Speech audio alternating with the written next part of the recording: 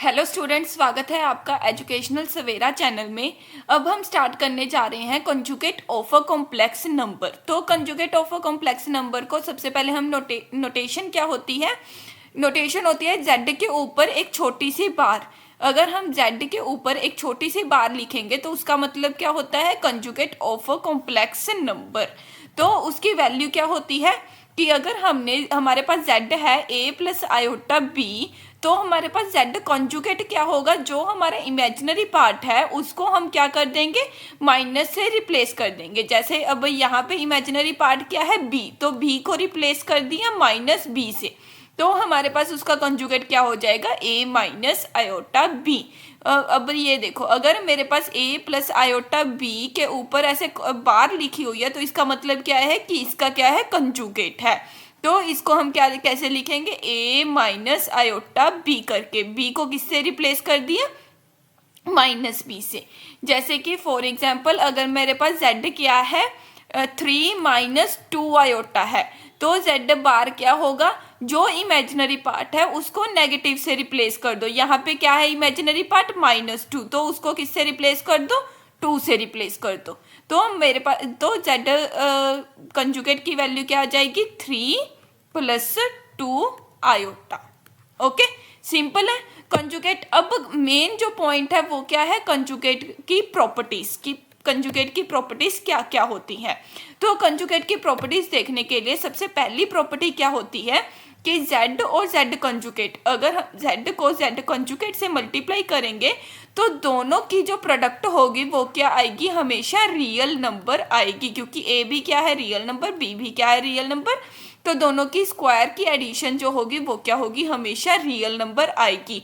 और most importantly आप ये देख सकते हो कि ये क्या है, ए स्क्वायर भी एक पॉजिटिव नंबर है, बी स्क्वायर भी पॉजिटिव नंबर है, तो दोनों की जो प्रोडक्ट होगी वो क्या होगी, हमेशा पॉजिटिव नंबर आएगी। तो इसको प्रूफ करने के लिए आप क्या कर सकते हो कि z को ले लिया a प्लस आयोटा b, तो z बार क्या होगी हमारे पास, a माइनस आयोटा b होगी।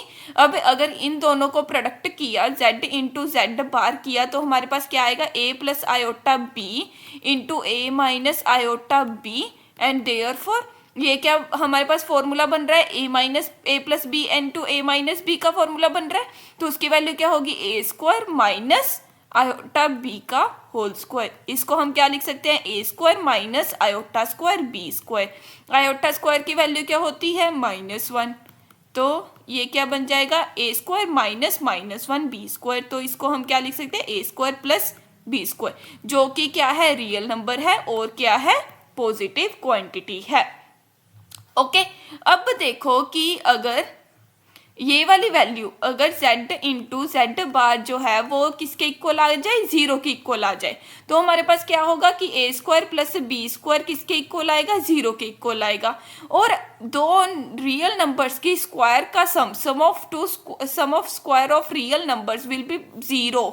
ये कब होगा, जब ये दोनों के दोनों क्या होंगे, 0 होंगे। तो इसका मतलब क्या है कि z की वैल्यू क्या होनी चाहिए, 0 प्लस 0 आयोटा, मतलब कि z into Z conjugate will be equal to 0 if and only if z is equal to 0। Okay, पर नेक्स्ट क्या है कि z प्लस z बार की वैल्यू क्या होगी, 2 रियल पार्ट ऑफ z, मतलब कि ये भी क्वांटिटी क्या होगी, हमेशा रियल होगी। इसका इमेजिनरी पार्ट क्या होगा, 0 होगा। क्यों, क्योंकि अगर z को ले a प्लस आयोटा b और z बार को ले a माइनस आयोटा b, तो z प्लस z बार क्या होगा, a plus iota b plus a minus iota b, मतलब कि इसकी वैल्यू क्या आ जाएगी, 2a प्लस 0, क्योंकि इसके साथ ये कैंसिल हो गया। तो इसका मतलब क्या हो गया, 2a। a क्या था, real part of z, real part of z क्या था, a, तो इसकी वैल्यू क्या आ जाए, 2 real part of z, and 2a क्या है, रियल नंबर है, तो मतलब कि z प्लस z बार की वैल्यू क्या होगी, रियल होगी, और उसकी वैल्यू क्या होगी, 2 into real part of z। And next property क्या है कि z माइनस z बार की वैल्यू क्या होगी, 2 iota imaginary part of z। अगर z माइनस z बार निकालनी है तो उसकी वैल्यू क्या हो जाएगी, इसके आगे माइनस लग जाएगा, सिंपल। ओके, तो इसके अगर आगे अगर माइनस हो जाएगा तो हमारे पास क्या बनेगा, a plus iota b minus a plus iota b। Okay, minus a से a कैंसिल हो गया, इसका मतलब क्या हो जाएगा कि 2 आयोटा b। अब b क्या था, इमेजिनरी पार्ट ऑफ z, तो इसकी वैल्यू क्या आ गई 2 into imaginary part of z। Okay, मतलब कि ये क्या होगी हमेशा purely imaginary. Okay, purely imaginary का मतलब क्या हो गया कि इसमें जो है वो रियल क्वांटिटी क्या है, 0 है, और इसमें क्या है, इमेजिनरी पार्ट जो है वो क्या है, 0 है। ओके, अब नेक्स्ट क्या है कि अगर हम कंजुगेट का कंजुगेट लेते हैं, कि अगर हमारे पास z ये है, z बार ये है, अब अगर z बार का कंजुगेट लेते हैं, इसका आगे कंजुगेट लेते हैं, इसका मतलब क्या हो जाएगा कि a माइनस आयोटा b का अगेन कंजुगेट, तो जो माइनस b था उसको रिप्लेस कर देंगे हम प्लस b से, तो इसकी वैल्यू क्या आ जाएगी, आयोटा b, तो इसकी वैल्यू क्या है, z ही है। तो कंजुगेट का कंजुगेट क्या होगा, z ही होगा।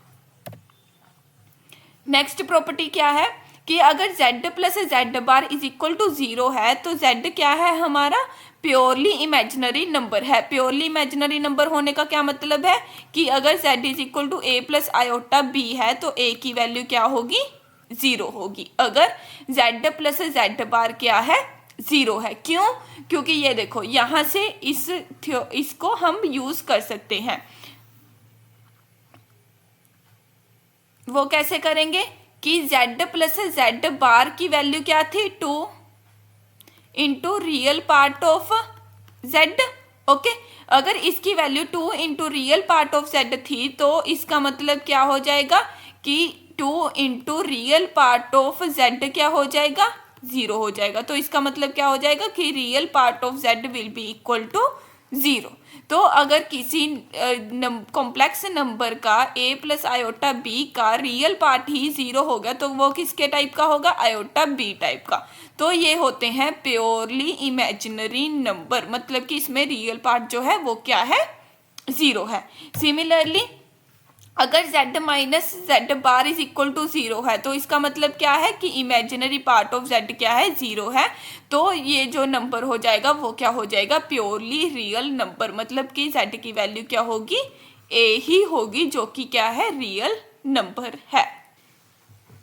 अब हमारे पास नेक्स्ट प्रॉपर्टी है कि अगर हमारे पास दो कॉम्प्लेक्स नंबर्स का सम है और उसका हमने कॉन्जुगेट लेना है, तो क्या करो कि सिंपली एक का कॉन्जुगेट ले लो और फिर दोनों को अलग अलग कॉन्जुगेट ले लो और फिर दोनों को ऐड या सब्ट्रैक्ट कर दो।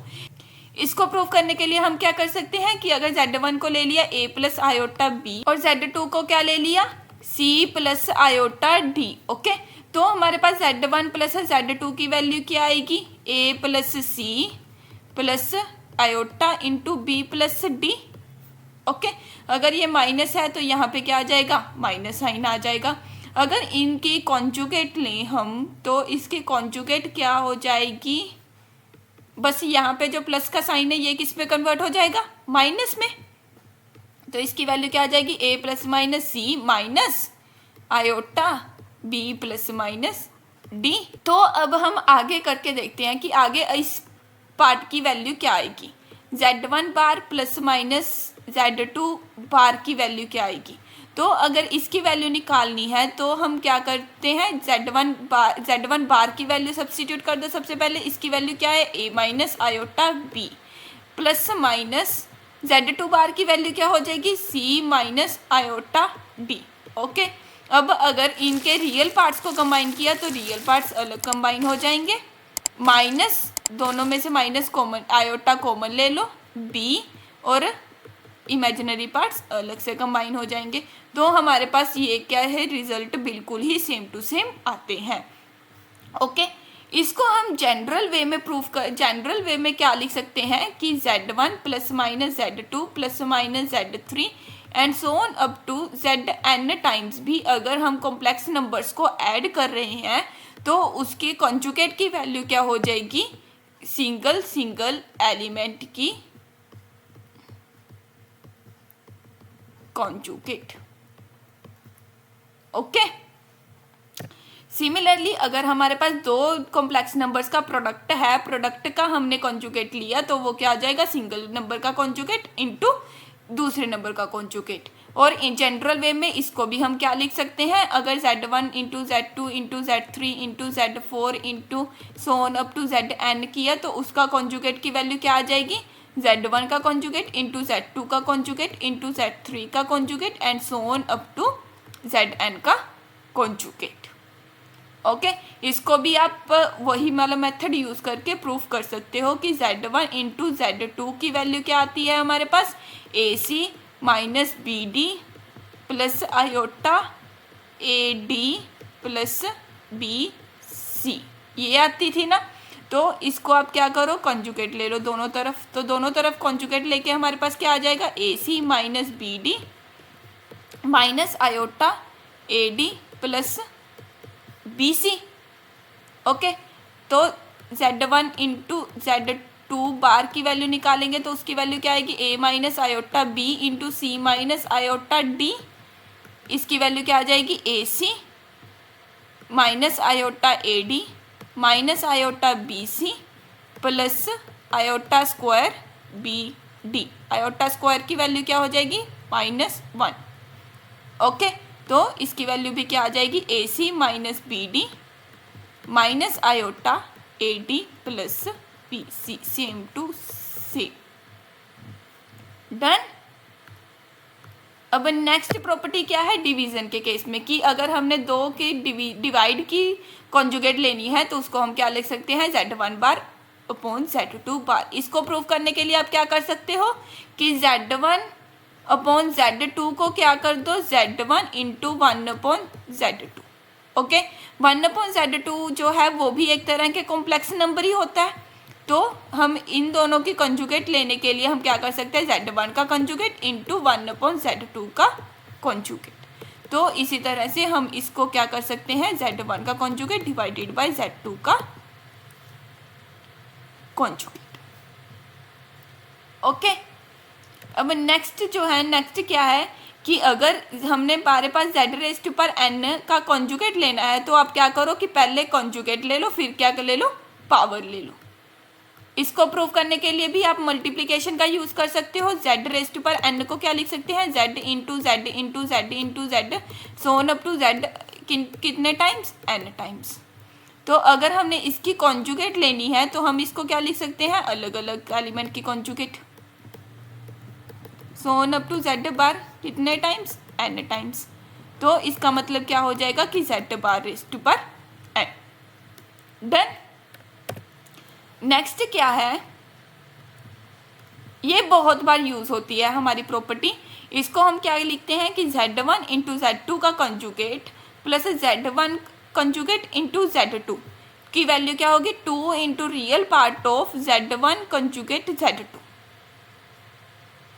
ओके चाहे हम z1 इंटू z2 का कंजुगेट ले ले। इसको हम कैसे कर सकते हैं कि मान लो कि एक z एलिमेंट ले लिया हमने z1 इंटू z2 का कॉन्जुगेट। ओके तो इसका कॉन्जुगेट क्या होगा, z का कॉन्जुगेट क्या होगा, z1 इंटू z2 का कॉन्जुगेट का पूरा कॉन्जुगेट, राइट। तो इस पे हम क्या लगा लेते हैं, मल्टीप्लीकेशन वाली प्रॉपर्टी। तो क्या आ जाएगा, z1 का कॉन्जुगेट इंटू z2 के कॉन्जुगेट का कॉन्जुगेट। अब z2 के कॉन्जुगेट का कॉन्जुगेट मतलब z1 conjugate into z2। Okay तो बेसिकली आप क्या देख सकते हो कि अगर मैंने इसको z लिया तो इसकी वैल्यू क्या बन गई, z बार। अब अगर इन दोनों को ऐड करेंगे तो इन दोनों को ऐड करके हमारे पास क्या प्रॉपर्टी थी कि z प्लस z बार क्या होता है, 2 into real part of z। तो इसका मतलब क्या हो जाएगा कि 2 into real part of z। इसका मतलब क्या हो जाएगा कि 2 into real part of z1 z2 का कॉन्जुगेट। ओके सिमिलरली अगर हम z को ले लें, अगर z की जगह पे कोई और वेरिएबल यूज़ कर लेते हैं, क्या कर लेते हैं, u कर लो। चलो u को हम ले लें ये वाला एलिमेंट, क्योंकि हमको इसके इक्वल भी तो प्रूफ करना है ना।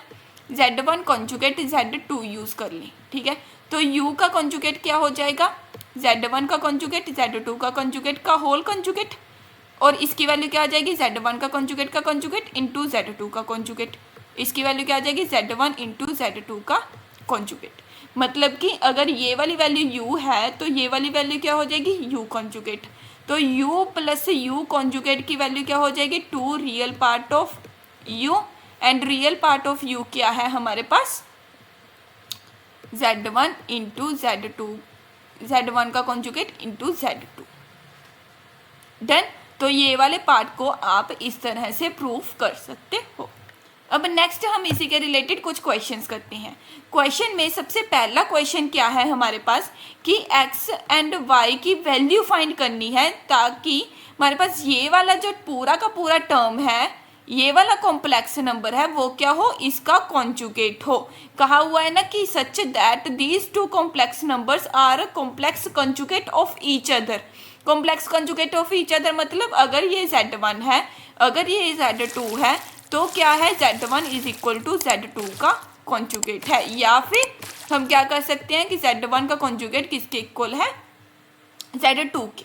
तो हम इसको प्रूफ करने के लिए क्या कर सकते हैं कि Z1 की वैल्यू क्या है, -3 plus iota x square y, and Z2 की वैल्यू क्या है हमारे पास, x square plus y plus 4 iota का कॉन्जुगेट। ओके, तो इसकी वैल्यू क्या लिख सकते हैं, -3 plus iota x square y. अब इसके कॉन्जुगेट की वैल्यू क्या है, आयोटा कहाँ पे पड़ा है, सिर्फ 4 के साथ, तो इस वाले टर्म को क्या कर देंगे, -4 आयोटा।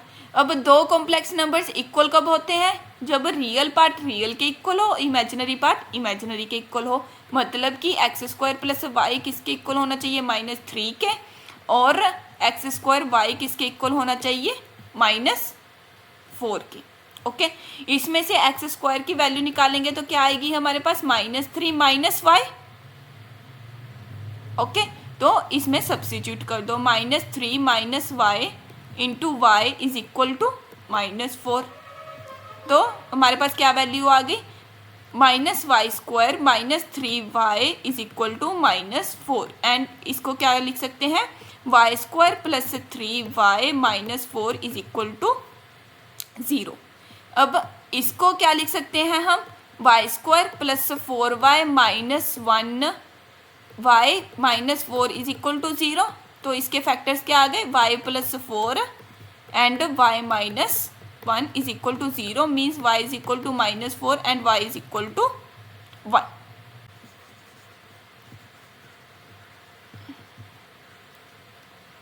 अब अगर y की वैल्यू -4 है तो हमारे पास एक्स स्क्वायर की वैल्यू क्या आ जाएगी, -3 माइनस -4 मीन्स -3 प्लस 4, तो इसकी वैल्यू क्या आ गई हमारे पास 1, मीन्स x की वैल्यू क्या आ गई +1।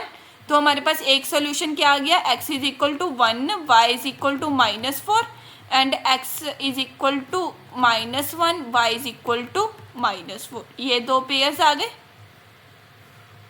ओके, अब नेक्स्ट के केस में क्या है कि अगर हमारे पास y की वैल्यू कितनी है, 1 है, if y is equal to 1, तो एक्स स्क्वायर की वैल्यू क्या आ जाएगी, -3 माइनस 1। ओके, तो -3 माइनस 1 का मतलब क्या है कि एक्स स्क्वायर क्या है, -4, जो कि क्या है, एक इमेजिनरी नंबर है। इमेजिनरी नंबर यहाँ पे क्या है, गिवन है कि find the value of X and Y both क्या थे, रियल नंबर्स कंसीडर कर रहे थे हम, तो इसीलिए हमारे पास क्या आ जाएगा कि ये वाली वैल्यू एग्जिस्ट नहीं करती।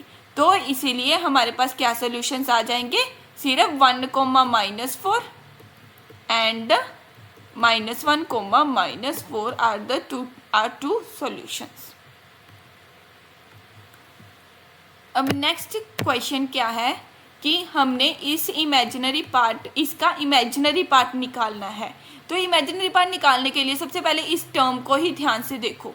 यहाँ पे क्या है, 3 + 2 आयोटा, यहाँ पे क्या है 3 - 2 आयोटा। अगर मैं इसको z लूँ तो ये क्या हो जाएगा, इसका कॉन्जुगेट हो जाएगा, दोनों का कॉन्जुगेट पड़ा है ना। तो हम इसको क्या लिख सकते हैं, z को क्या लिख सकते हैं, u⁻6 प्लस u का कॉन्जुगेट ⁻6। डन। अब इसको क्या लिख सकते हैं, u⁻6 प्लस u⁻6 का कॉन्जुगेट, क्योंकि पढ़ा था कि z⁻n का कॉन्जुगेट क्या होगा, z का कॉन्जुगेट ⁻n। डन। तो ये वाला u⁶ जो है ये एक कॉम्प्लेक्स नंबर है, इसको हमने v ले लिया, और ये वाला क्या है, v का कॉन्जुगेट हो गया, तो इसकी वैल्यू क्या होगी 2 into real part of v। Real part of v होने का मतलब क्या है कि ये क्या है, प्योरली रियल नंबर है, मतलब कि इसका इमेजिनरी पार्ट क्या होगा, इमेजिनरी पार्ट क्या होगा, 0 होगा। तो अगर इस वाली टर्म का इमेजिनरी पार्ट 0 है, मतलब imaginary part of v plus v bar is equal to 0 है, therefore imaginary part of z भी क्या होगा, 0 होगा। तो इसीलिए इसका सोल्यूशन क्या आएगा, हमारे पास 0 आएगा। देखा, प्रॉपर्टीज को यूज करके इतना कॉम्प्लिकेटेड लगने वाला क्वेश्चन जो है वो 2 मिनट में सॉल्व हो गया। ओके, तो अब आपको इसी तरह से कॉन्जुगेट की प्रॉपर्टीज को टिप्स पे ले लेना है, क्योंकि कई बार इसके रिलेटेड डायरेक्ट क्वेश्चंस आ जाते हैं, तो टाइम बचाने के लिए प्रॉपर्टीज को यूज करके आप इसके डायरेक्ट आंसर्स निकाल सकते हो।